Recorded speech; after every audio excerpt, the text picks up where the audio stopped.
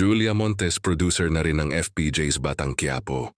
Patuloy ang pag-angat ng career ni Julia Montes, hindi lamang bilang isang aktres, kundi ngayon ay isa na rin siyang producer ng hit primetime teleserye. Kilala si Julia bilang isa sa pinakamatatag na leading lady ng Kapamilya Network at longtime partner ni Coco Martin. Sa matagal nilang pagtutulungan sa iba't ibang proyekto, umabot na rin siya sa bagong yugto ng kanyang karera. Ito ay sa likod ng kamera. Ayon sa mga ulat, bahagi na si Julia ng creative at production team ng Batang Quiapo. Katuwang ang Dreamscape Entertainment at CCM Productions ni Coco Martin.